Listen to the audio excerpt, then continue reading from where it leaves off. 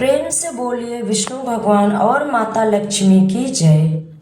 आज अपरा एकादशी का व्रत कथा हम जानेंगे। पूजा नियम विधि और क्या हमें करना चाहिए क्या नहीं। जेठ मास में पड़ने वाला एकादशी का नाम अपरा एकादशी है। अपरा एकादशी हिंदू धर्म में अत्यंत पुण्यदायी और पापों का नाश करने वाली एकादशी मानी जाती है। यह व्रत ज्येष्ठ मास के कृष्ण पक्ष की एकादशी तिथि को रखा जाता है। शास्त्रों में बताया गया है कि जो भक्त श्रद्धा और नियम से अपरा एकादशी का व्रत करता है उसे अनेक तीर्थों के स्नान दान और यज्ञ के समान पूर्ण प्राप्त फल मिलता है। इस दिन भगवान विष्णु की पूजा करने से जीवन के कष्ट दूर होते और सुख समृद्धि बढ़ती है। अपरा एकादशी का महत्व। अपरा एकादशी का महत्व जानना बहुत जरूरी होता है। अपरा शब्द का अर्थ होता है असीम या अपरंपार। इस एकादशी का पूर्ण भी अपरंपार माना गया है। पुराणों के अनुसार यह व्रत मनुष्य के जाने अनजाने पापों को नष्ट कर देता है। जो व्यक्ति इस व्रत को श्रद्धा से करता है उसे भगवान विष्णु की विशेष कृपा प्राप्त होती है।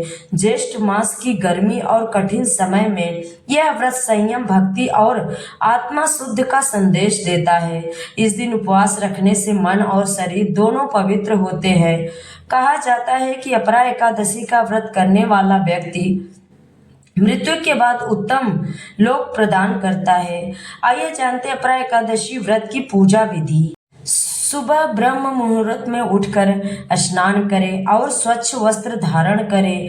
घर के मंदिर में भगवान विष्णु की प्रतिमा या चित्र स्थापित करें। इसके बाद दीपक जलाकर पूजा करें और तुलसी दल अर्पित करें। भगवान विष्णु को पीले फूल फल और पंचामृत अर्पित करना शुभ माना जाता है। पूजा के समय ओम नमो भगवते वासुदेवाय मंत्र का जाप करें। विष्णु सहस्त्र नाम या एकादशी व्रत कथा का पाठ करने से विशेष फल मिलता है। दिन भर सात्विक भाव रखें और भगवान का स्मरण करें। रात्रि में जागरण कर और भजन कीर्तन करने का भी विशेष महत्व होता है। अगले दिन द्वादशी तिथि में गुरुवार को गरीबों को दान देकर व्रत का पारण करना चाहिए। एकादशी के व्रत के नियम। आइए जानते हैं अपरा एकादशी व्रत के नियम। व्रत से एक दिन पहले सात्विक भोजन करना चाहिए। एकादशी के दिन ब्रह्मचर्य का पालन कर झूठ और क्रोध नहीं करना चाहिए। भगवान विष्णु का नाम जपते रहना चाहिए। चावल और तामसिक भोजन का सेवन न करें। जरूरतमंदों को दान देना शुभ माना गया है। मन में बुरे विचार कभी नहीं लाएं। तुलसी पूजा अवश्य करें। व्रत के दौरान स्वच्छता और पवित्रता हमेशा बनाए रखें। द्वादशी तिथि में सही समय पर व्रत का पारण करें। अब जानते हैं अपरा एकादशी व्रत करने से क्या फल मिलता है। पापों से मुक्ति मिलती है। शास्त्रों में कहा गया है कि अपरा एकादशी का व्रत करने से मनुष्य के बड़े बड़े पाप भी नष्ट हो जाते हैं। यह व्रत आत्मा को शुद्ध करता है और भगवान विष्णु की विशेष कृपा मिलती है। इस दिन भगवान विष्णु की पूजा करने से उनकी विशेष कृपा प्राप्त होती है। घर में सुख शांति और समृद्धि बनी रहती है। हमारे जो आर्थिक समस्याएं रहते हैं उससे हमें राहत मिलती है। मान्यता है कि श्रद्धा से व्रत करने पर धन संबंधी परेशानियां धीरे धीरे दूर होने लगती और परिवार में बरकत बढ़ने लगती है। मानसिक शांति मिलती है। व्रत और भक्ति से मन शांत होता है। चिंता भय और नकारात्मक विचार कम होते हैं। रोगों से रक्षा होता है। हमारे अंदर जितनी रोग रहते हैं सबसे विष्णु भगवान हमारी रक्षा करते। उपवास शरीर को भी शुद्ध करता है। संयम भोजन और पूजा पाठ से सकारात्मक ऊर्जा मिलती है। पितरों का आशीर्वाद विशेष करके हमें एकादशी के दिन जरूर मिलता है। दान पुण्य और भगवान विष्णु की आराधना से पितरों की कृपा प्राप्त होती है। पुराणों में कहा गया है कि जो व्यक्ति सच्चे मन से यह व्रत करता है उसे अंत में मोक्ष का मार्ग प्राप्त होता है। अपरा एकादशी के दिन कौन से हमें काम करना चाहिए और कौन सा नहीं करना चाहिए। एकादशी में चावल खाना अशुभ माना जाता है, इसलिए इस दिन चावल और उससे बनी कोई भी वस्तु हमें नहीं खाना चाहिए। तामसिक भोजन से बचें। लहसुन, प्याज, मांसाहारी और शराब जैसी चीज़ों का सेवन बिल्कुल नहीं करना चाहिए। क्रोध और झगड़ा बिल्कुल नहीं करना चाहिए। इस दिन मन को शांत रखना चाहिए। किसी से लड़ाई झगड़ा करना व्रत के पुण्य को कम कर देता है। एकादशी का व्रत सत्य और संयम का प्रतीक है, इसलिए झूठ बोलने से हमें हमेशा बचना चाहिए। एकादशी के दिन हमें किसी का अपमान नहीं करना चाहिए। गरीब, बुजुर्ग और जरूरतमंद लोगों का सम्मान करें। किसी का दिल दुखाना अशुभ माना जाता है।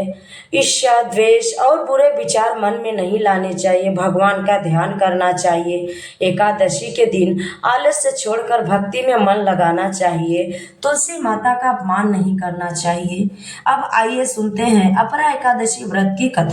प्राचीन काल में महिध्वज नाम का एक दयालु राजा रहता था। उसका छोटा भाई वज्रध्वज उससे ईर्ष्या करता था। एक दिन उसने अपने बड़े भाई की हत्या कर दी और उसके शव को एक पीपल के पेड़ के नीचे दफना दिया।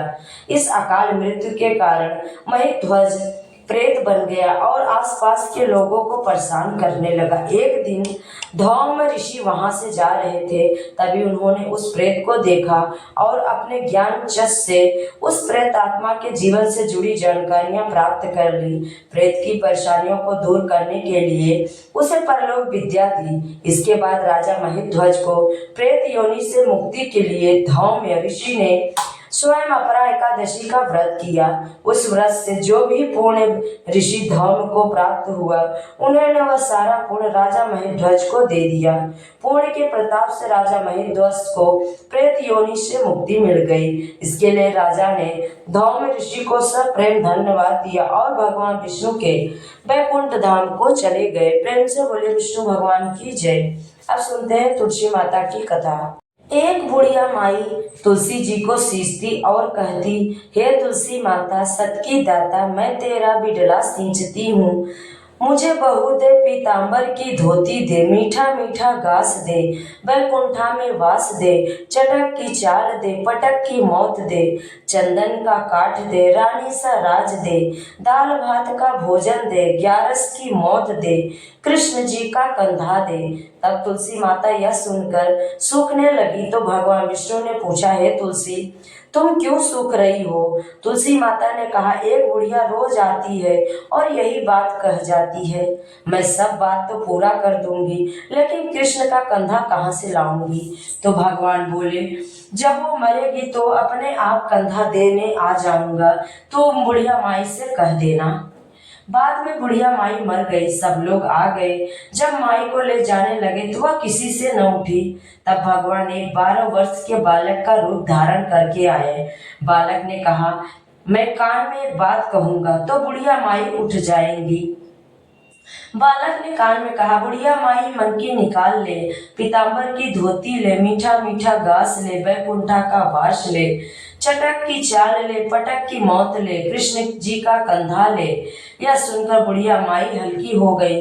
भगवान ने कंधा दिया और बुढ़िया माई को मुक्ति मिल गई।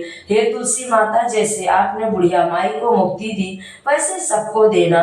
प्रेम से बोलिए तुलसी माता की जय। भगवान विष्णु, माता लक्ष्मी की जय। आप सभी को कथा अच्छी लगे तो लाइक, शेयर और चैनल को सब्सक्राइब जरूर करें। हमारे चैनल पे जाके आप जेठ मास के पुरुषोत्तम मास की कथा भी सुन सकते हैं और आज सोमवार का भी व्रत कथा सुन सकते हैं। जय श्री हरि।